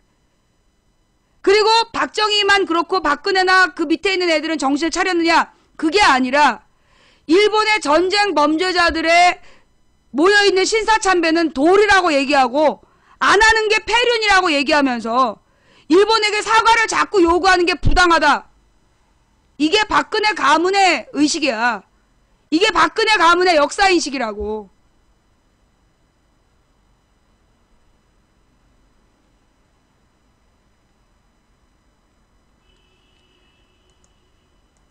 돈 많은가 봐, 너네? 너네 지금 썼던 내용 전부 다 이거 캡처 돼가지고 고소장 날아갈 거야. 고소장 날아간 다음에 뭐 시험 때라서 뭐 혹은 뭐 가정환경이 불우해서 욱하는 마음에 쓴 거예요. 이러면서 얘기해봤자 소용없다. 너네 나한테 쌍욕한 거에 대해서는 법적 책임을 져야 돼. 미안하지만 내가 양해를 해줄 수가 없어. 법정에서 만나. 자, 이렇게 해서요. 예, 오늘 우리가 다뤄야 될 이야기, 다뤄야 될 이야기는 다 다룬 것 같아요. 예, 다뤄야 될 얘기는 다 다뤘고, 뭐 이제 혁오 이야기, 이제 혁오 얘기 할게요. 혁오 얘기는 뭐냐? 사실 나는 그 혁오라는 가수를 몰라요. 잘 몰라. 근데 그 혁오라는 가수를 한 달 전인가? 한 2달 전인가? 원래 걔네들이 데뷔한 게 뭐 작년인가 된다며. 데뷔한 지 꽤 됐는데 한 달 전인가 2달 전부터 SNS나 이런 데에 그 혁오 얘기가 되게 퍼진 거야. 그러면서 근데 무한도전에서 혁오를 부르기 전부터였어요. 무한도전에 혁오가 나온 게 언제였지? 무한도전에 혁오가 결합한 게 언제야? 그러니까 무한도전에 결합하기 한 달 전쯤에 내가 내 딸한테 들었다고. 그니까 이제 그가 얼마 안 됐지. 무한도전에 나온 건 얼마 안 됐고, 그로부터 한 달 전부터 혁오에 대해서 막 칭찬하는 그런 막 글들이 퍼졌어. 그러면서 우리 딸도 막 혁오 이러더라고. 그러더니만 무한도전에 띡 나오는 거야. 보통 이제 무한도전에 나오는 가수들은 꽤 오래된 가수들이 나오잖아요. 그죠? 좀 이렇게 실력이 인증된, 인디 밴드들 중에서도 실력이 인증된 좀 오래된 애들이 나오는데, 그런데 이번에 이제 혁오가 딱 나온 거야. 근데 막 특히 혁오를 띄우더라고. 근데 거기 보면 다른 모르는 가수들 여러 명 나오더라고. 모르는 가수가 여러 명 나왔는데, 그러니까 무한도전에 모르는 가수가 여러 명 나와 있는데 다른 애들보다 혁오를 더 띄웠어.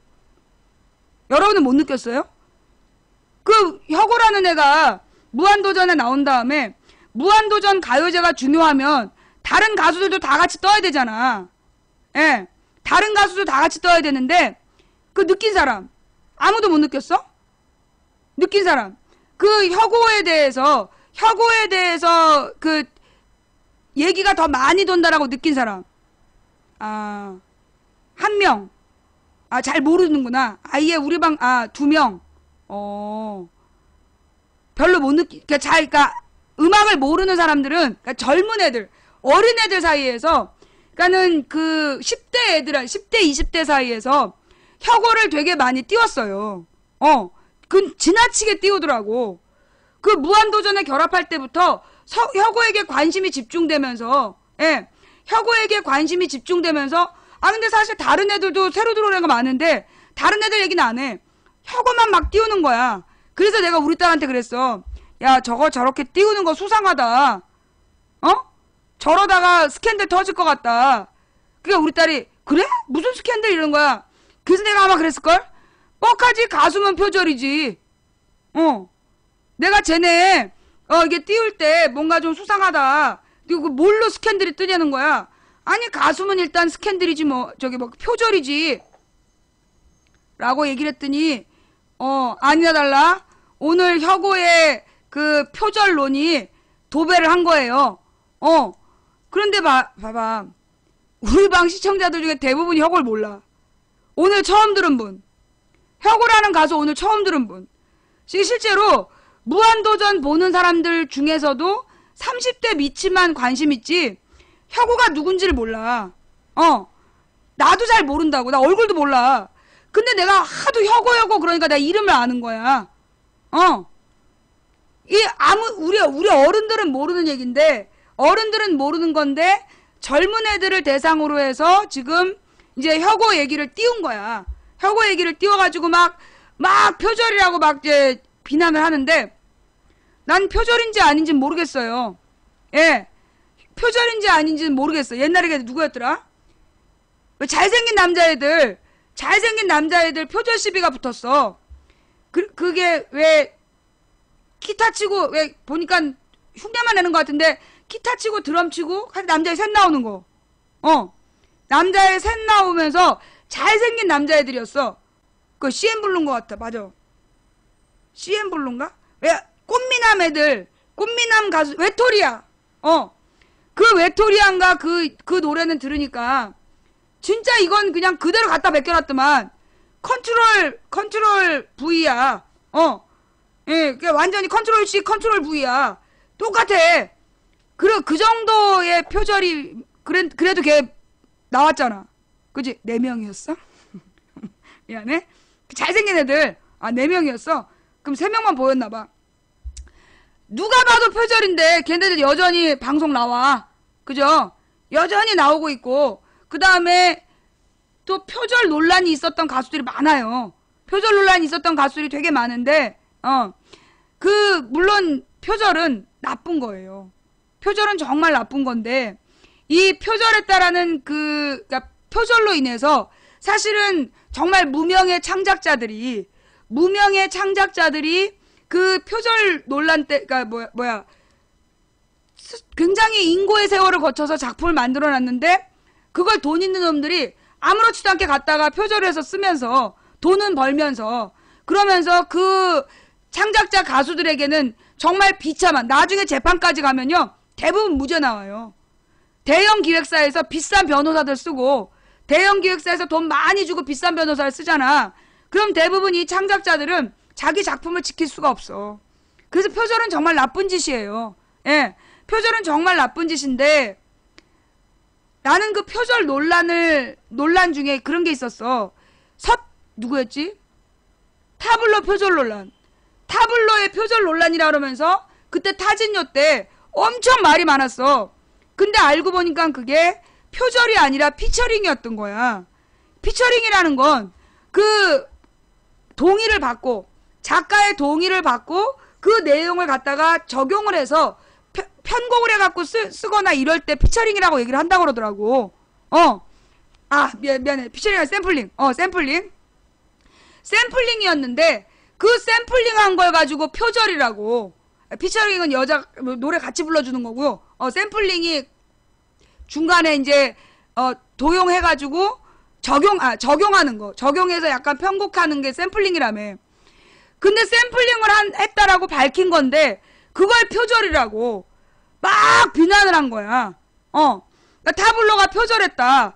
그러면서 막 타블로의 샘플링을 표절이라고 지랄 연병을 하면서 몰아갔어. 나중에 그거 샘플링이라는 거 밝혀졌어요. 그냥 안 믿는 거야. 표절은 나빠요. 누가 했든 표절은 나빠. 그런데 그 표절 논란이 때때로는 뉴스를 가리기 위한 때때로는 이 표절 논란이요 뉴스를 가리기 위한 용도로 나오더라. 뉴스를 가리기 위해서 막 표절 논란을 일부에서 막 부추기는 거야. 그래갖고 막 표절 그래서 그게 되게 중요한 이슈인 것처럼 표절했으면 그 법정에서 다투던가 표절했다라는 의혹이 드는 노래는 안 듣든가. 근데 보니까요, 지난번에도 한번 그러지 않았어? 왜 무슨 나무상자 쓰고 다니는, 나무상자 쓰고 노래 불러가지고 유명해진 무슨 가수가 있었더만, 걔도 표절 논란 있지 않았어요? 근데 매번 그런 가수들의 표절 논란이 인터넷에 확 돌 때가 어떤 때냐? 숨기고 싶은 비밀이 있을 때. 일종의 이것도요, 스캔들이야. 이 일종의 스캔들인데, 이 스캔들을 막 굉장히 정의를 불태우는 것처럼 이야기하지만, 나중에 가서 끝까지 책임진 사람 있냐고.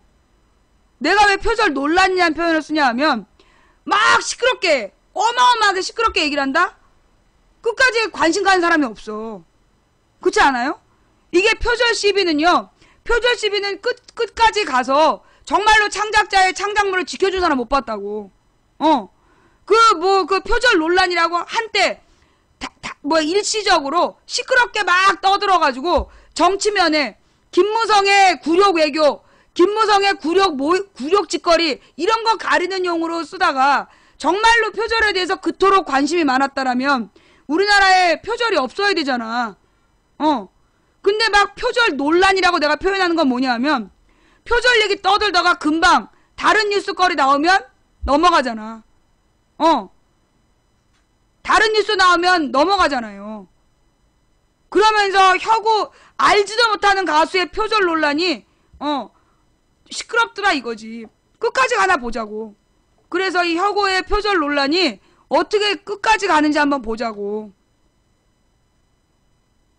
나는 지금 결론을 몰라요.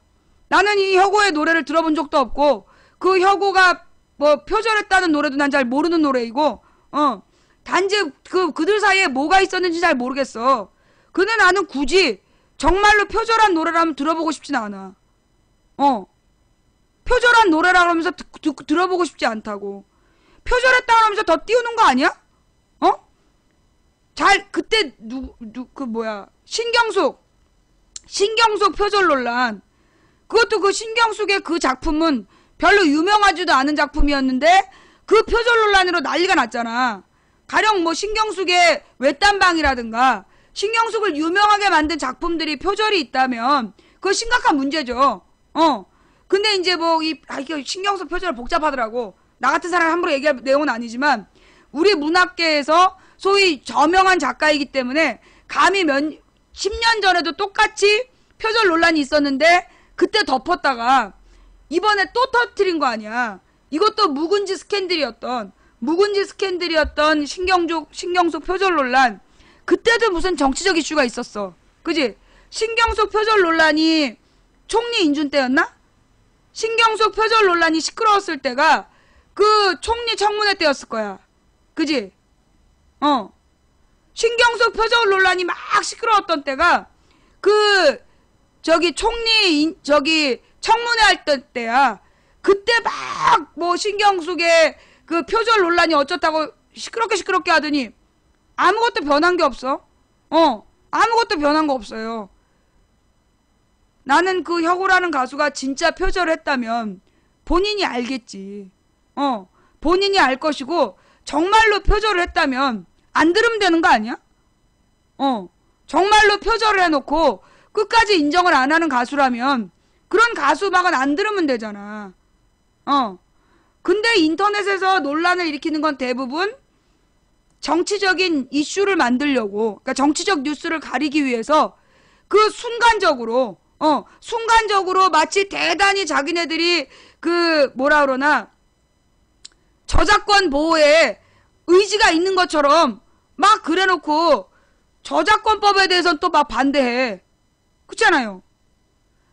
내가 이해가 안 되는 건 뭐냐면 그 가수의 표절 논란에 대해서 막 떠들던 애들 중에 보면 그 저작권법 가지고 특히 일본 야동이 저작권법을 걸었다며.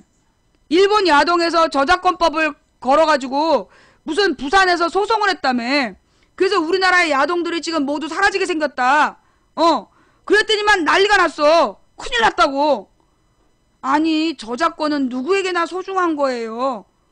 가수의 저작권도 중요하고 야동의 저작권도 중요한 거야. 저작권을 어겼으면 똑같이 벌을 받아야지.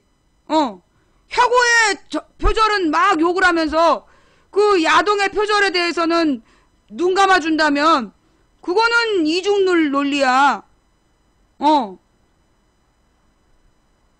본인이 스스로 잘 생각해봐.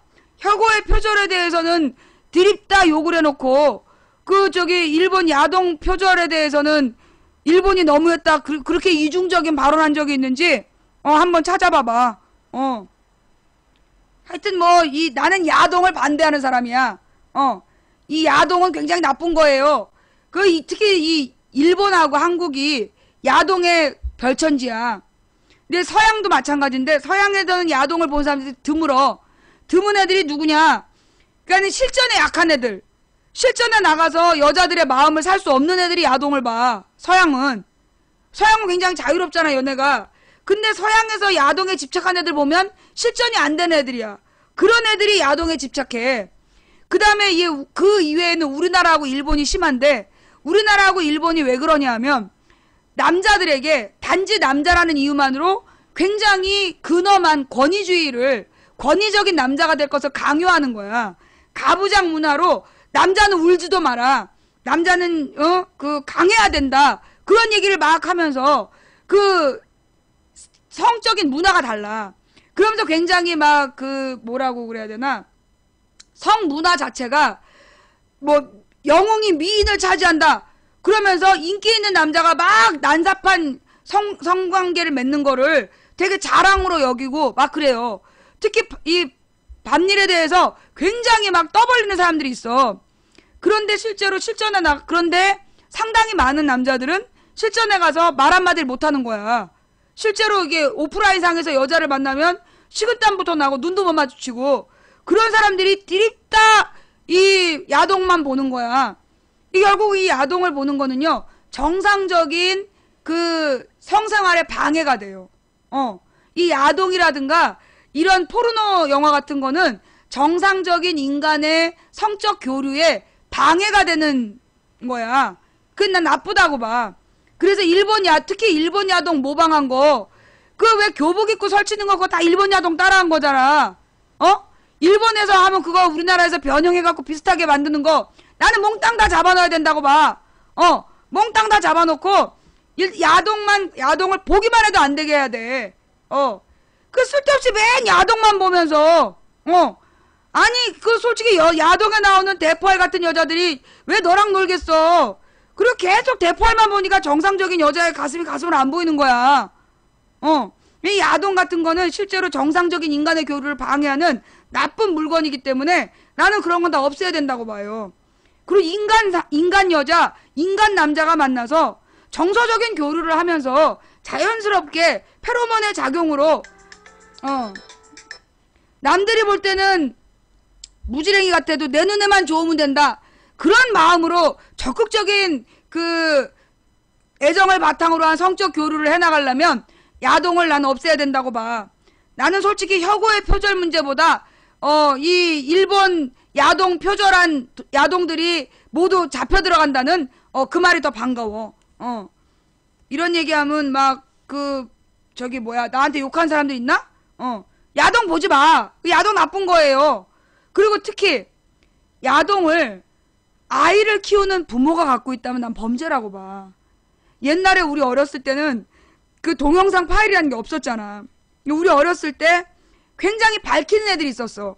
막 모이면 무조건 남자 여자 얘기하는 이상한 애들이 있었는데, 얘네들의 특징이 뭐냐 하면 아니 성욕을 왜 야동으로 풀어? 성욕을 왜 야동으로 풀어? 인간 여자를 만나서 정말 이 사랑을 하고 풀어야지. 우리 어렸을 때요, 애들이 성적인 내용을 어디서 잘못 들었냐 하면 엄마 아빠가 몰래 보는 비디오. 꼭 아빠들이 어디서 구해온다는 거야. 아빠들이 야한 비디오를 구해가지고 와서 엄마한테 보여주고 같이 하자고 막 그러다가 집안에 숨겨놓은 걸 꼭 애들이 보는 거야. 그래가지고 내가 중학교 때 우리 반 남자애들도 야동 얘기하면서 비디오 얘기하면서 애들을 모아서 보러 가고. 아유, 정상적인 관계가 되겠냐고. 근데 무슨 얘기냐. 솔직히 이 아빠들이 야동을 집안의 컴퓨터에 저장해 두거나 이러면 애들이 잘못된 성의식에 노출되는 거예요. 그래서 나는 이 결혼한 남자나 여자나 부모들이 그 야한 동영상을 그 집안에 보관하면 안 된다. 그리고 그 내용 자체가 너무나 사실 정상적 생활에 도움이 안 돼. 그 애들한테 잘못된 성의식 심어주고 잘못된 장면을 심어주고 그래갖고 꼭 그런 집 애들이 눈에 다크서클 생기면서 공부 안 해. 멍하니 앉아있고. 그거 다 부모들이 잘못해서 그러는 거야. 집안에 야동을 두지 마라. 그게 내가 해주고 싶은 얘기예요. 이번 기회에 모든 야동들 싹 다 그 잡혀 들어가고 특히 나는 우리 방에 채팅창에 와가지고 망치 부인님 아니 학생이 등장하는 야동만 갖고 있어도 처벌한다는 게 말이 됩니까? 우리 방 채팅창에 가끔 그런 거 쓴 애들 있어요. 보신 분. 우리 방 채팅창에 와가지고 그 교복을 입은 여자아이가 등장하는 야동을 갖고만 있어도 처벌한다는 게 말이 되냐고 막 나한테 따진 애들 있었어. 나는 교복을 입은 동영상을 갖고 있으면 나는 구속시켜야 된다고 생각해. 교복을 입은 어린아이한테 이 개새끼들아, 이 처죽을놈 새끼들아, 너네가 그걸 지금 말이라고 해? 교복을 입은 학생들은 지키고 보호해줘야지. 사회에서 지키고 보호해야 될 소중한 존재인데 그걸 대상으로 그런 나쁜 짓을 해놓고서는 그게 억울하다고 이 시장놈 새끼들이 손가락에다 분질러 버려야 돼. 교복 입은 여자가 등장하는 동영상 갖고 있다고 처벌하면 안 된다고 얘기한 새끼들 내 눈에 띄면 손가락 분질러 버리고 아가리를 확 찢어버리고 그냥 광화문 대관에 사지를 묶어버리겠어요. 해가지고 똥꼬 심질보다 질러 박아버리고 그냥 확 불지르고 그냥 포를 뜨고 가루 만들어야 돼. 그냥 이 새끼들 어디서 교복 입은 야동을 죽이는 수가 있어. 좌우지간 표절은 다 나쁜 것이야. 표절은 다 나빠. 야동도 표절하면 안 되고 노래도 표절하면 안 돼. 근데 내가 늘 궁금한 건 그 표절한 내용들을 꼭 유명해진 다음에 한참 써먹다가 터트리더라. 그것도 정치적으로 지네가 가리고 싶은 뉴스가 있을 때. 그래서 나는 표절 논란에 대해서 늘 한 발짝 물러서 있게 되더라. 근데 오늘 제목으로 왜 달았냐? 여름이라 손님이 없어. 그리고 오늘 저기 페스티벌 하잖아. 오늘 같은 날 사실 방송하면서 기본 시청률 찍기가 쉬운 줄 알아? 그래서 얘기한 거지. 그 뭐 혁오가 표절했는지 안 했는지 나중에 법정으로 밝혀지면 그때 다시 한번 얘기할게. 오늘 그 혁오 때문에 들어와서 방송 봤는데 재밌었다 싶은 분, 그동안 망치부인 방송 잘 모르고 있다가 오늘 혁오라는 제목 보고 들어왔는데 처음 와서 보니까 재밌었다 싶은 사람 손? 예, 고마워요. 예, 이게 다 그런 거지 뭐. 혁오한테 나는 고맙네. 오늘 혁오 덕분에 우리 시청자들이 또 망치부인을 많이 보러 왔잖아. 고마워요. 자, 오늘 여기까지. 일단 제목 바꾸고.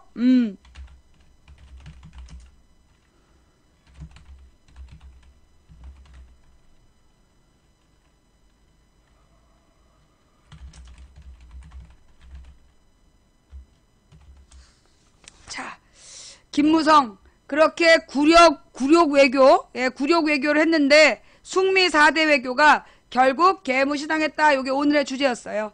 자, 오늘 방송 어떻게 보셨어요? 혁오 얘기 때문에 들어와갖고 물론 화난 사람들도 있지. 화내지 말고 그냥 가. 나는 이게 혁오가 표절을 했다 안 했다에 몰라요. 잘 몰라요. 좌우지간 끝까지 밝혀내길 바래. 오늘 혁오의 표절에 대해서 분노한 사람들 끝까지 밝혀내서 어떤 결과가 나왔는지 꼭 알려주길 바래. 뭐 한 2, 3일짜리 2, 3일에서 일주일짜리 뭐 이거 무한도전 팬들하고 묶어가지고 무도 이야기랑 묶어서 막 요거 막 또 논란 만들려고 그러는 거 아니야. 무도 팬들 자극하고. 결론이 어떻게 됐는지 보자고. 그 표절이 진짠지 그거부터 확인을 해서 법적으로 어떤 결론이 내리는지. 정말로 그렇게 표절에 분노했다면 일본 야동 표절한 그 야동 감독들에게도 나는 똑같이 분노해야 된다고 생각해요. 왜? 누가 했든 어떤 창작물이든 창작의 내용은 존중돼야 되기 때문입니다. 자, 너는 페스티벌 안 가? 어따 대고 반말이 새끼야. 오늘 나는 저기 페스티벌 못 갔어요. 왜 못 갔냐 하면 그 아프리카에서 안내 전화가 왔어. 그 저기 잠깐만. 아프리카에서 안내 전화가 온 거야. 뭐라고 안내 전화가 왔냐면 뭐 그 저기 초대장 10장 받았냐고. 그래서 받았다고. 그랬더니만 막 신나서 설명을 하는 거야. 그게 의자도 없이 일반 콘서트장처럼 서서 스탠딩 파티 개념이래. 그러니까 마음껏 뛰어노는 거래. 그래서 내가 나는 허리가 안 좋아서 그렇게 스탠딩 그런 거 하면 안 된다고. 막 뛰면 안 된다고. 예. 그랬더니만 안타깝게 그 의자가 없대는 거야. 나 거기 의자가 없어서 못 가요. 예. 그 오늘 페스티벌이 의자가 없이 그 스탠딩 파티래. 나 같은 사람 오래 서 있으면 무릎 관절 아프고 허리도 아프고 그래서 못 가. 그래서 내가 안 가기로 했어. 예. 그래서 안 가도 되냐 그러니까 안 가도 된대. 그래서 안 가기로 했으니까 여러분들 괜히 페스티벌 가갖고 망치분 찾지 마. 그리고 무엇보다 나 같은 사람이 거기 가면 그 저기 경비원이 안 들여보내. 저기 물 관리한다고 못 들어가게 해. 거기 가서 내가 다 BJ 맞대니깐요. 그럼 누가 믿어주겠냐? 거기 그 저기 체육관 지키는 경호 요원들이 경비 요원들이 저 아프리카 BJ예요.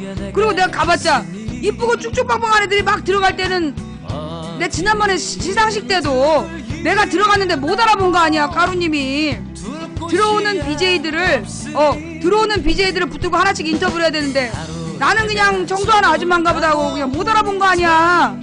나중에 까루님이 깜짝 놀라고 언제 들어왔냐고. 내가 그런데 가면 사람들한테 민폐야. 맞아. 또 윤댕 옆에 서라고 하겠지. 야! 니가 더 나빠! 맞아 씨. 그날 되게 자존심 상했어. 윤댕 옆에 씨. 꼭 데려다 기죽이는 것도 아니고 씨. 내 드럽고 치사도 안 가! 자, 오늘 방송 어떠셨어요? 볼만 하셨나요? 자, 지금부터 잠시 후에 이제 아프리카의 축제, 여름 축제 베스트 BJ 썸머 페스티벌이 열린답니다. 관심 있는 분들은 혁오에 분노하신 분들 가서 거기 가서 마음 푸시고요. 우리 방 시청자분들은 오늘 방송 제 방송 보시면서 좀 더 많은 이야기 나눠주시기 바랍니다. 아유, 우리 집 찜질방이 제대로 가동이 되네. 33도. 아유, 여름은 더워야 돼요. 여름은 더워야 돼. 오늘 선풍기도 안 켜고 선풍기도 안 켜고 에어컨도 안 켜고 그냥 방송을 했는데 찜질방이다 생각했더니 야, 견딜만 하네요. 다음부터는 안 와야지. 볼 거 없네 라고 채팅창에 쓰는 거. 너 나한테 관심 있지? 그게 나한테 내 눈에 들고 싶어서 그러지? 27년 전에 그런 사람 우리 집에 살고 있어 지금. 다음부터 안 온다면서 왜 안 나가? 쫓겨날 때까지. 27년 전에도 웬 남자가 그냥 나한테 음치챗 그러면서 계속 시비 걸더니 지금 우리 집에 살잖아. 이제 우리 집엔 또 다른 남자를 들일 수가 없어. 마음에 안 들면 그냥 조용히 가면 되는 거야. 마음에 드신 분들은 추천 부탁드릴게요. 아까 3,000명이 넘게 봤는데 추천은 2,645. 역시 오늘도 추천 안 하고 키키덕거리면서 봐놓고 추천 안 하고 튄 인간들이 있어. 그 인간들이 오늘 밤 갑자기 잠에서 깨어날 거야. 갑자기 잠에서 깨어났을 때 이부자리를 축축히 적시고 있는 녹색 설사의 풀장에서 눈뜰지어다. 추천하신 여러분들은 오늘 밤 평안한 밤 될지어다. 오늘 후원해주신 한 분 한 분 진심으로 감사드립니다. 여러분이 별풍선을 주실 때마다 저는 정말 가슴이 두근거릴 정도로 너무나 이렇게 심쿵할 정도로 좋지만 제가 이렇게 너무나 가슴 두근거리면서 좋아하는 거 티를 내면 혹시라도 이 별풍선을 쏘지 못하는 우리 시청자분들이 마음이 상해서 상처받을까봐 그래서 좋아도 좋다 표시 못하는 거니까 양해 부탁드리고요. 후원해주신 분 한 분 한 분 진심으로 감사드립니다. 여러분의 스티커로 망치부인방 1000명방 만들었고요. 그리고 여러분의 초콜릿으로 강제 추천도 받아내고요. 여러분의 별풍선으로 망치부인 방송 제작 비용을 내고 있습니다. 자, 그 다음 그래서 추천해주신 모든 분들 한 분 한 분 다시 한번 감사드립니다. 그리고 추천해주신 2736분께 더욱더 감사를 드립니다. 추천은 공짜예요. 여러분이 재밌게 봐놓고 추천 안하고 도망가면 그거 도둑놈 신보입니다. 예. 자, 이 망치부인이 언제나 강요하는 건 추천뿐이야. 추천해주신 2750분께 감사드리고 또 이 방송 처음부터 끝까지 시청해주신 여러분께 더욱더 감사드립니다. 그리고 이 방송 각 방에서 매니저 해주신 매니저님들께 감사드리고 녹음 녹화 터서 유튜브와 팟캐스트에 뿌려주시는 우리 풍행국님 그 다음에 참세상님 여비고님께도 감사를 드립니다. 상식이 통하는 합리적인 민주사회에 가난해도 행복한 서민이 되고 싶은 망치부인입니다. 과연 그게 가능하겠냐 라고 생각하시는 많은 분들이 계신데요. 망치부인은 원래 성공이 보장된 갈만한 길로 가는 것보다는 가야 될 길, 의미가 있는 가야 될 길로 가는 것을 원하는 사람입니다. 한 사람이 꾸는 꿈은 꿈일 뿐이지만 백인이 꾸고 만인이 꾸면 현실이 된다 라는 말을 믿는 사람입니다. 그게 되겠냐? 라는 분들도 계신데요. 된다고 믿든 안 된다고 믿든 당신의 믿음대로 된답니다. 저는 믿어보려고요. 된다고 믿어보려고요. 그리고 누군가 간절히 소망하면 온 우주가 그의 소망을 위해 움직이기 시작한대요. 그래서 저는 강자와 약자 사이에 중립은 없다. 왜냐하면 그건 강자의 약자 폭행을 도와주는 거기 때문에 강자와 약자 사이에 중립은 없다라고 생각합니다. 가해자와 피해자 사이에 중립은 없다라고 생각합니다. 어떤 분들은 저한테 언론인으로서 왜 중립을 지키지 않느냐라고 얘기합니다. 대한민국엔 TV조선, 채널A, MBN, YTN, KBS, MBC, SBS라는 강자와 가해자 편파 방송이 존재하고 있습니다.